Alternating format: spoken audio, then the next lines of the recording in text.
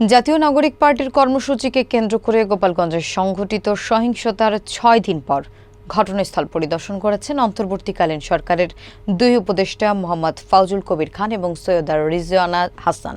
বিস্তারিত দেখুন ওয়াসিম মিয়া এর প্রতিবেদনে। তারা প্রথমে সহিংসতায় ক্ষতিগ্রস্ত গোপালগঞ্জ জেলা কারাগার পরিদর্শন করেন।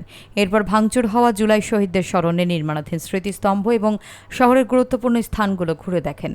এছাড়া শহরের প্রধান সড়ক দিয়ে হেঁটে এনএসপির পূর্ব নির্ধারিত সভাস্থল পৌর পার্ক এলাকাও পরিদর্শন করেন। এ সময় তাদের সঙ্গে ছিলেন প্রধান উপদেষ্টার বিশেষ সহকারী অবসরপ্রাপ্ত লেফটেন্যান্ট জেনারেল আব্দুল হাফিজ, মন্ত্রিপরিষদ সচিব ড শেখ আব্দুর রশিদ, বিভাগীয় কমিশনার শরফুদ্দিন আহমেদ চৌধুরী, জেলা প্রশাসন ও আইনশৃঙ্খলা বাহিনীর ঊর্ধ্বতন কর্মকর্তারা।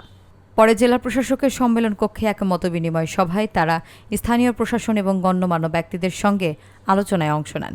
সভায় সহিংসতা পরবর্তী পরিস্থিতি স্বাভাবিক রাখতে সমন্বিতভাবে কাজ করার আহ্বান জানানো হয়। 16 জুলাই গোপালগঞ্জে একটি নতুন রাজনৈতিক দলের সভাকে কেন্দ্র করে কয়েকটি অনভিপ্রেত ঘটনা ঘটেছে এবং এখানে কতগুলো প্রাণহানি হয়েছে এবং এই প্রাণহানি সবসময় যেখানেই হোক না কেন মানুষের জীবনের চেয়ে বড় কিছু আর এর থেকে আর বড় কিছু হতে পারে না। তো আজকে যে আমরা এসেছি এটাকে যদি বলা যায় যে আমরা একটা প্রাথমিক তথ্য সংগ্রহ করার জন্য এসেছি। এইটা কিন্তু না, এখানে আমরা কিন্তু এই ঘটনার গভীরে সরকার যাবে, কারণ এটার থেকে আমাদের ভবিষ্যতের জন্য শিক্ষা গ্রহণ করতে হবে, কারণ এটা তো আরেকবার হতে দেওয়া যাবে না। তো এইটা যাতে আরেকবার যাতে না হয় সেই জন্য আমাদেরকে শিক্ষা দিতে হবে।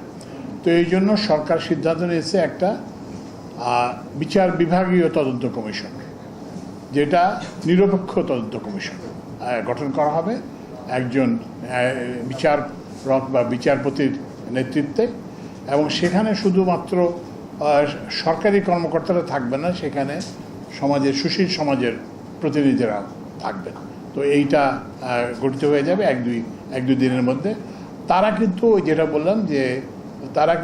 যেটা বললাম তদন্ত কমিশন, তারা পুরো জিনিসটা তদন্ত করবেন। আমরা কিন্তু তদন্ত করতে আসিনি। যে অন্তর্বর্তীকালীন সরকার এবং একটা দল নিরপেক্ষ সরকার, এটা শহীদদের রক্তের উপরে প্রতিষ্ঠিত সরকার, 20,000 30,000 আহতদের আত্মত্যাগের সরকার।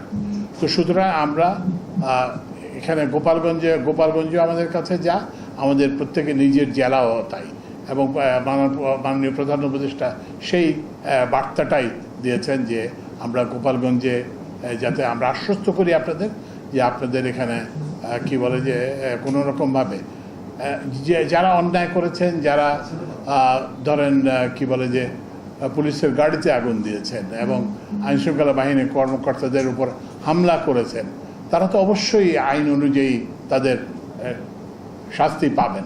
কিন্তু এছাড়া যাতে অন্য কেউ যাতে না হয়, ব্যবসা বাণিজ্য, আপনাদের যে স্বাভাবিক জীবন যাতে বাধাগ্রস্ত না হয়, সেজন্য আমরা সব কিছু চেষ্টা করি। তো আমরা সাংবাদিক সহ, রাজনীতিবিদ সহ, সমাজের সুশীল সমাজের সরকারি কর্মকর্তা, সমাজের অন্যান্য ব্যক্তিবর্গ সবার কাছে আমরা সহায়তা চাই। আমরা এমন একটা পরিবেশ আমরা সৃষ্টি করতে পারবো যেখানে মানুষের জীবনযাত্রা কোনো অবস্থাতেই ব্যাহত।